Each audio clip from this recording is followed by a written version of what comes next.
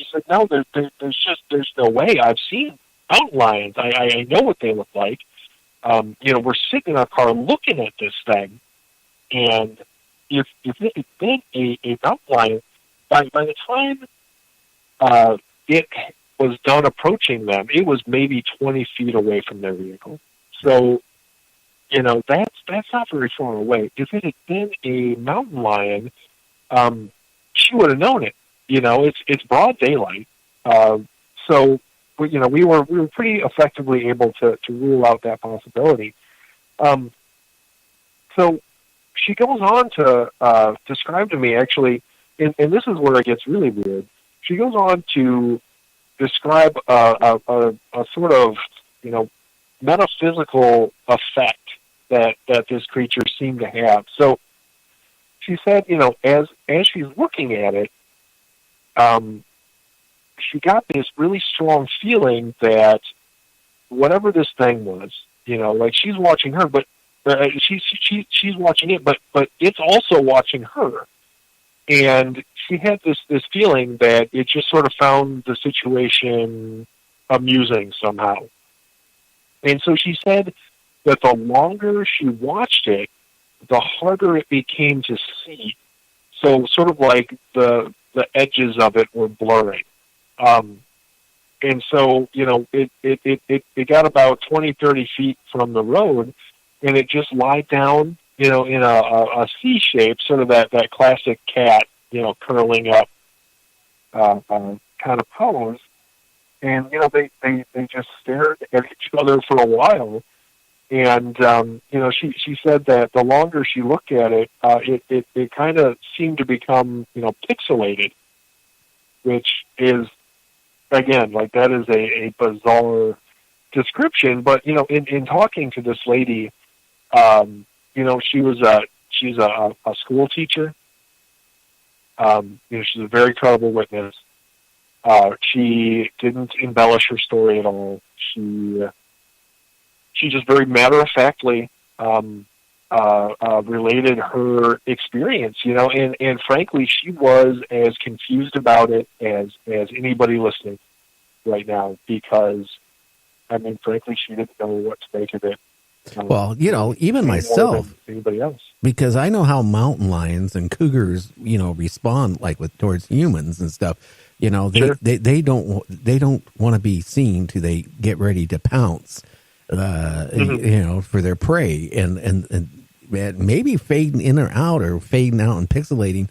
Again, maybe it's something to do with a time warp or something. I have no idea, but I find that very interesting, because even the height of it, still, even for a cougar or a mountain lion, that's huge. Oh yeah. It's way beyond the size that an actual mountain lion ever gets. Frankly, they're big cats, but 4 feet, like head 4 feet off the ground. That's getting into like great cat size. You're starting to get into lion territory there. So yeah, and the fact that, well, actually, this is another interesting point that I don't want to forget. So I asked her what her husband thought about it, and she said that she had never seen him react to something like this before, but he had, because of the strangeness of this sighting, he just decided that it must have been some kind of mutant dog. Like, those were his literal words. It was a mutant dog, which are two words you do not hear together very often. But she said that he just, in this sort of tone of voice, like this pleading tone of voice, where this just seemed like something he needed to believe. Like, he needed this to be the case, because the alternative was so jarring to his paradigm that it was frankly just completely unacceptable. So he had just decided that it was a mutant dog, and that was going to be the end of it. And to this day, he doesn't talk about it. He doesn't want to talk about it. Well, that was his idea for closure. Yeah. Yeah, I mean that's just one of those little details that you get from people that it really makes you think, and frankly, it makes the whole thing a little more credible to me because, I mean, these are honest human reactions. I mean, this is how people react to trauma, frankly, for lack of a better word. Um, so yeah, I mean, it doesn't surprise me at all that he just decided it was this thing, and he's never going to talk about it again, and nobody's going to make him because that's what he needs to believe.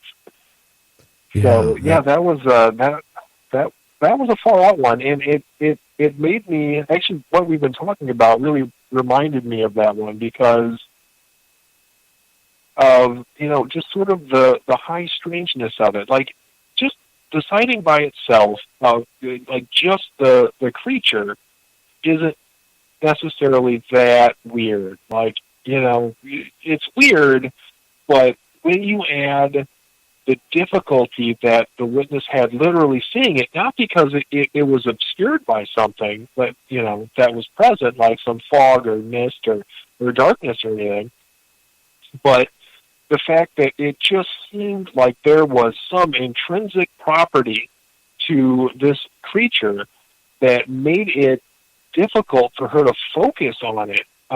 Yeah, that's some crazy metaphysical high strangeness, and so you want to talk about interdimensional creatures, or sort of what I was talking about before with creatures that might exist in more dimensions than us, or honestly at a certain point, creatures that through whatever mechanism, be that their ability to manipulate human consciousness or shift forms or something else, are capable of just looking like whatever they want.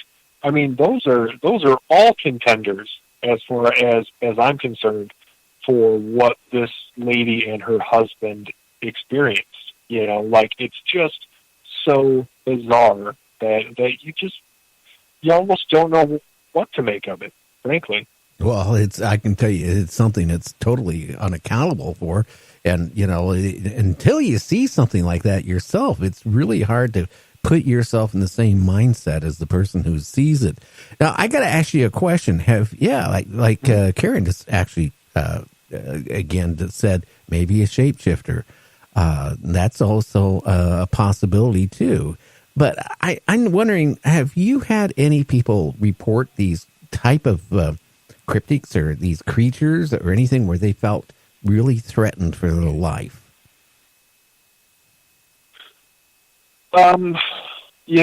There have been, now I don't know about really threatened for their life, but one of the most commonly reported emotions or feelings, and I always ask people, how they, like what they felt at the time and sort of how they feel about it now. But yeah, certainly the most commonly reported feeling is fear. It's always fear, and sometimes that fear is described as sort of the normal and expected reaction that one would imagine anybody would have when they are encountering something that is, by its very nature, terrifying. It's alien. It's terrifying. It's not supposed to exist. So of course people are afraid. But the other one in these Mothman cases specifically is some people report a level of terror, even beyond that, even beyond what you would sort of rationally suspect a person would feel in that situation. It's almost as though there is a particular type of terror that's being projected onto them somehow, as though like their feelings themselves are being manipulated. So I don't know that any of that represents any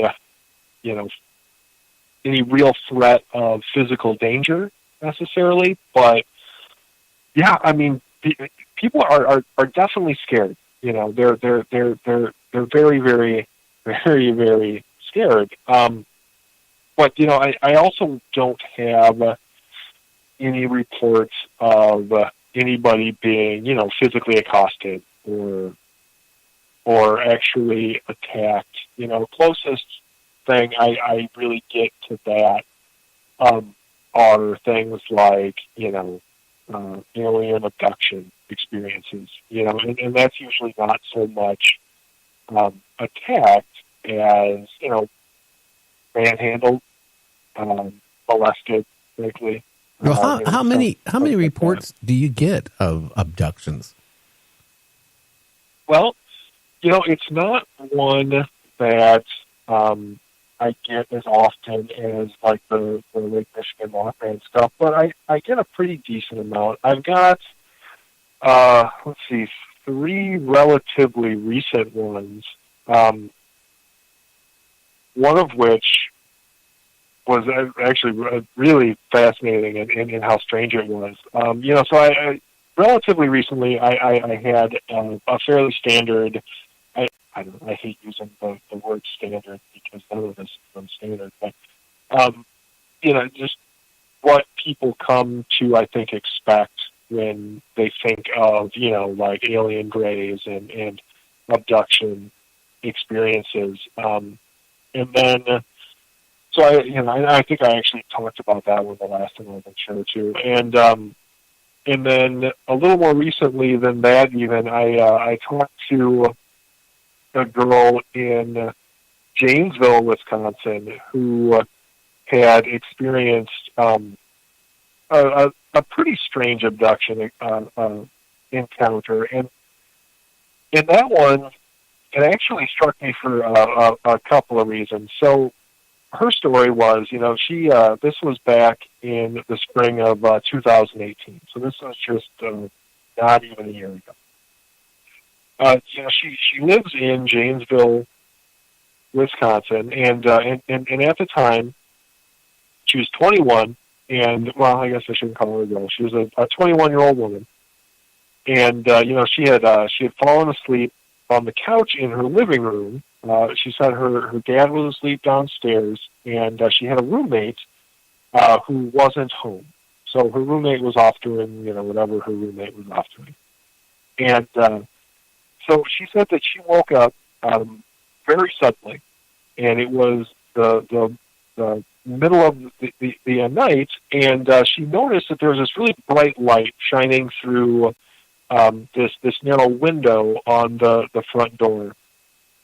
And so if you can kind of picture how her living room's set up, so she's on this couch, and the front door isn't very far away, but there's a wall in front of it where when you come in the front door, you take an immediate right and then an immediate left, and then the living room is right there.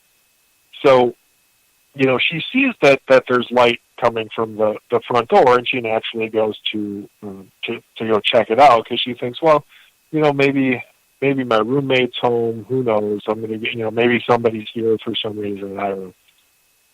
And so she starts walking over there. And about halfway there, you know, she's like, oh, you know, what if it's a burglar? Well, I better check just to make sure it's not one. And she goes around this short wall to get to the front door, and she says she sees this gray being with big black eyes that I think most people are probably pretty familiar with at this point. And, I mean, she literally described it as honestly looking like, you know, your typical idea of what an alien would look like. You know, she said it was slightly shorter than her, and she's, you know, about 5.5 feet tall. And so, and this is the weird part, because I had never really heard this before. So she said she looks at this thing looks at her, she screams because she's terrified, and it screams back. Oh, wow. So, she screams because she's terrified. It starts screaming, and she said its scream was like this really bizarre, almost like bird-like shrieking. And You know, like she described the situation almost as though, like, you know, she was startled, but it was also